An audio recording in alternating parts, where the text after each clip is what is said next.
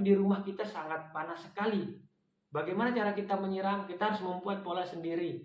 Sebanyak air yang menggenang di bagian daun ataupun di bagian pangkal daunnya.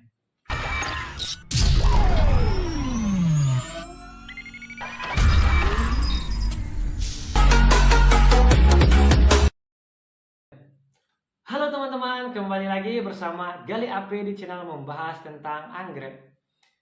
Di sini teman-teman, saya disclaim, saya di sini bukan untuk menggurui teman-teman yang menyaksikan video saya ini ataupun teman-teman yang sudah lama di dunia penganggerekan. Jika ada nanti salah kata saya, mohon saya ditegur dan diingatkan di kolom komentar agar nantinya kita bisa sama-sama untuk belajar lagi untuk menjadi yang lebih baik lagi daripada yang sebelumnya.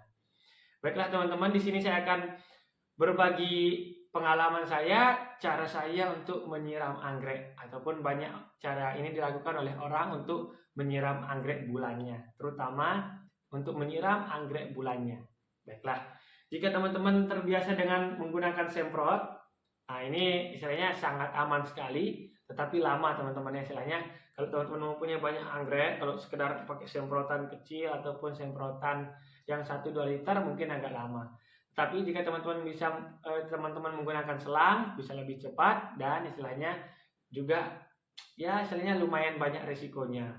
Misal kalau teman-teman menggunakan semprotan ini satu-satu bisa kita istilahnya sambil raba gitu untuk kelembapannya.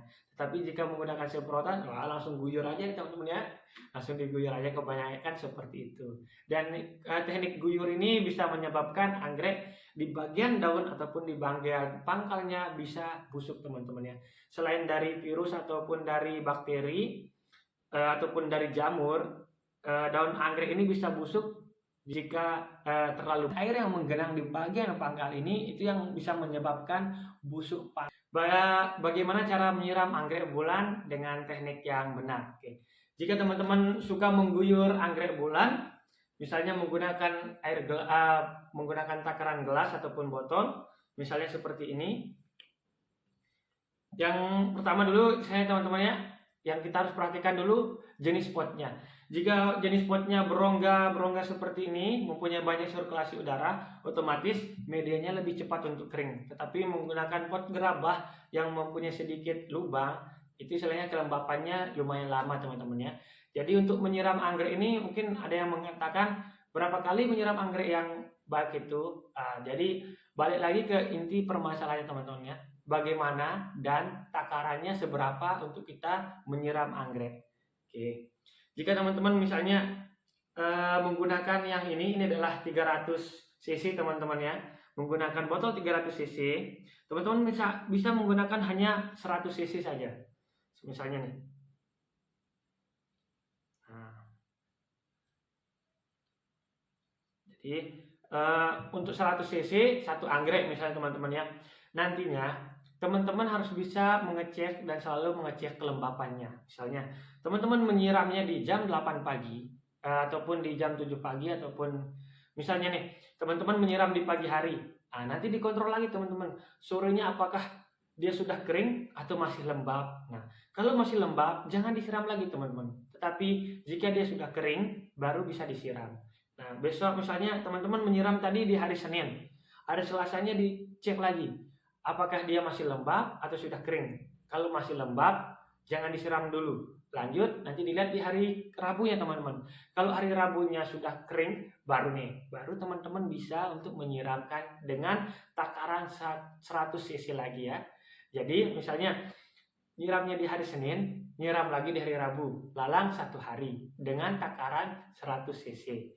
Nah, misalnya di hari Rabu teman-teman sudah menyiramnya, di jeda lagi 1 hari, Kamis, Jumat, baru di hari Jumat teman-teman bisa menyiramnya. Dan nanti di hari Jumat teman-teman bisa menghitung lagi, istilahnya tadi kan 100 cc untuk 3 hari atau 2 hari yang tadi dalam 1 hari. Nah, teman-teman bisa tambahin sedikit biar dia nanti bisa untuk kelembapannya bisa nyampe di hari Senin. Oke, seperti teman-teman ya. Jadi kita sendiri yang membuat polanya teman-teman. Mungkin banyak orang yang mengatakan menyiram anggrek bulan itu minimal 2 kali dalam 1 minggu. Oke, yang dimaksud dalam 2 kali 1 minggu adalah Mungkin di tempat orang itu agroklimatnya sudah pas teman-teman ya, dan media yang digunakan media misalnya sama-sama rata semuanya sphagnumos, tetapi medianya potnya masih menggunakan soft pot. Soft pot ini lubangnya cuman ada di bawah, cuman satu, dan di bagian atas masih ada udara bebasnya teman-teman, misalnya masih terbuka banyak. Nah, di sana kelembapannya tinggi teman-teman, istilahnya untuk penguapannya agak kurang di rumah orang itu. Jangan kita ikutin di rumah orang. Di rumah orang itu kelembapannya tinggi, jadi dia tuh bisa menyiram 2 kali dalam 1 minggu. Tetapi di rumah kita sangat panas sekali. Bagaimana cara kita menyiram? Kita harus membuat pola sendiri.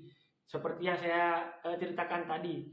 Di hari Senin menyiram, diraba lagi hari Selasa, hari Rabu sudah kering, baru bisa disiram.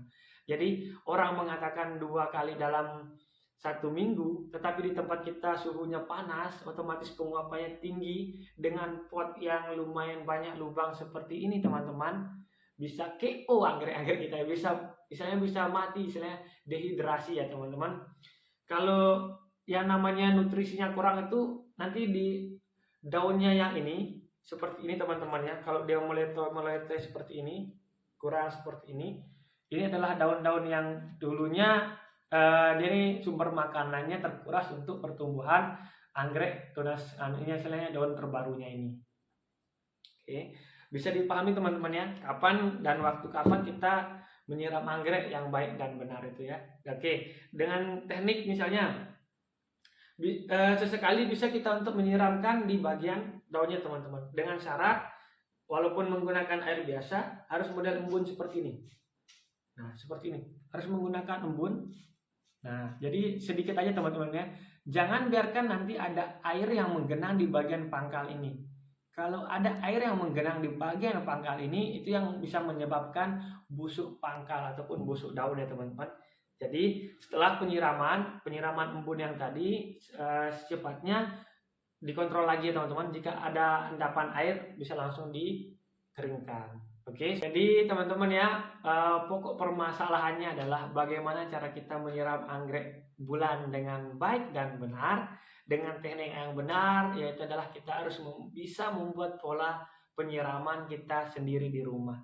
Dan jangan sampai, misalnya ini anggrek bulan dengan media sphagnumos yang sedikit, dan ini anggrek bulan menggunakan mos yang lumayan banyak. Nah, ini sama-sama kita siram dengan ini 100 cc, ini 100 cc, otomatis yang sphagnumosnya lebih sedikit, dia itu akan lebih cepat kering. Jadinya lebih cepat untuk kita siramkan yang ini. Nah, kalau bisa ya teman-teman ya, kalau bisa takaran sphagnumos yang rata itu, selain misalnya ini jumlah sphagnumosnya sama, ini juga sama, jadi ini penempatannya berdempetan biar penyiramannya itu pas. Nah, nantinya kalau ini sphagnumosnya sedikit, kita agak renggangkan teman-teman. Berarti kita paham nih, oh yang ini kita nyiramnya lebih gencar lagi karena sphagnumosnya sedikit. Tapi kalau untuk yang dua ini, kita harus jaga-jaga untuk penyiramannya karena kelembapannya lumayan tahan lama. Oke, bisa dipahami sampai di sini? Oke. Bagaimana teman-teman? Sudah paham atau belum? Oke, jadi untuk merawat anggrek itu kita harus pahami dulu media apa yang digunakan, karena beda media, beda cara menyiramnya, beda jumlah medianya, beda juga cara menyiramnya. Beda untuk potnya, beda juga untuk cara menyiramnya, ataupun takaran airnya berbeda ya teman-teman.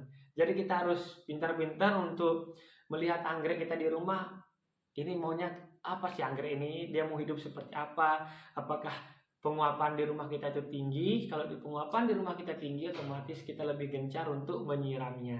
Tetapi jika kelembapan di rumah kita itu lumayan tinggi juga, kita istilahnya tidak terlalu sering untuk menyiramnya.